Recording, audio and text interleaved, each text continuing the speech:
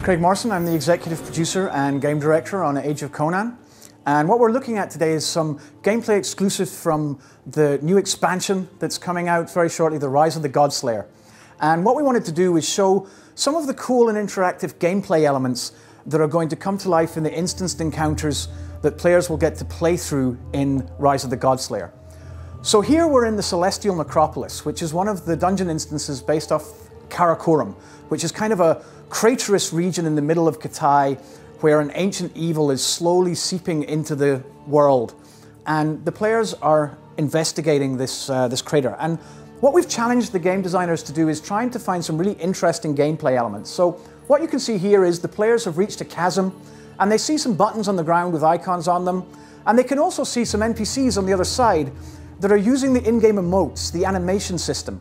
And what the players have to do is they figure out here they have to use the in-game emotes to trigger the bridge to come together, very visually. You know, it doesn't just pop out of nowhere, it actually comes together from the scenery in a very spectacular fashion.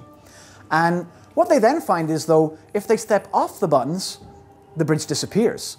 So they're faced with a choice.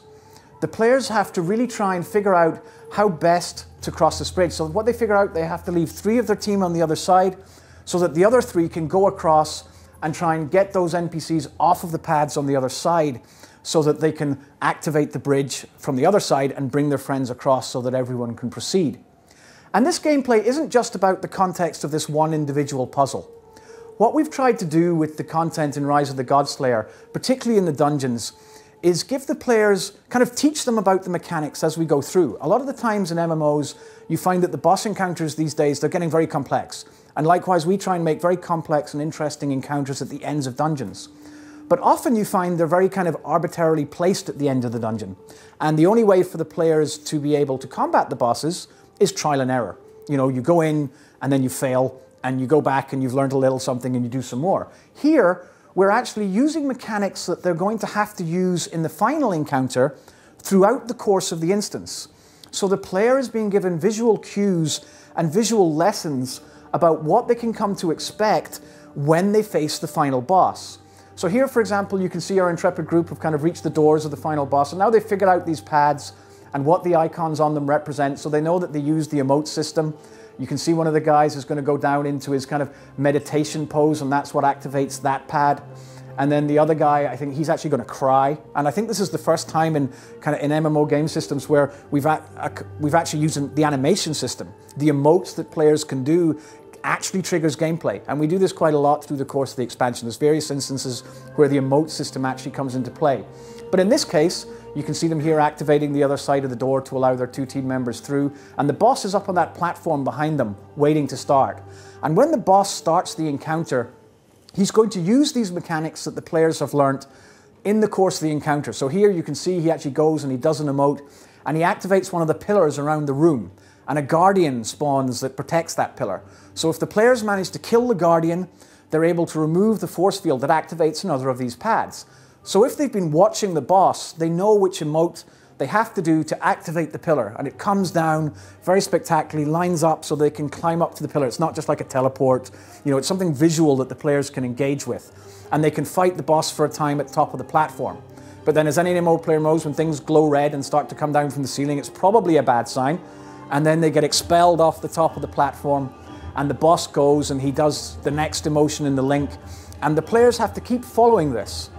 And it's also important and interesting to note that our game modes actually have a hard mode for the dedicated hardcore players, that if the players do a certain emote that they're taught through the course of the gameplay from quest NPCs and from quest dialogue, that there's one particular emote that's going to anger this boss.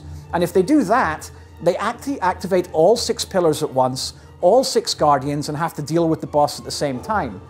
But if they manage to complete that, they actually get better rewards. So it kind of gives great replay value to the more dedicated players because they can play through it normally, learn the tactics, and then once they're comfortable with that, they can really amp it up and take it to the hard mode as well to enjoy subsequent playthroughs of the dungeon. And now, just in closing, one of the other locations in Pillars of Heaven, this is one of the earlier dungeons that you see in the expansion. And this is a boss called Brass Mask. And now movement as being part of an MMO boss encounter isn't new. Lots of games have done it. But what we're trying to do in the expansion is make sure it makes sense in context to the player, so it's not arbitrary and they're not just dying for the sake of it. Here, archers above this courtyard rain down arrows, and when the players see that's going to happen, they have to run under the bamboo cover to kind of avoid the arrows. So we've tried to make it make sense in context for the player. You know, if the boss is lobbing fireballs at you and there happens to be a waterfall nearby, it might be an idea to run behind the waterfall. You know, so that the players get visual hints through the course of the gameplay that allow them to really discover what's going to happen in the encounter, and it's not just going to surprise them and they're going to die and then they have to go back and retry. So players who pay attention will really be rewarded and get some really interesting and dynamic gameplay through the course of the expansion.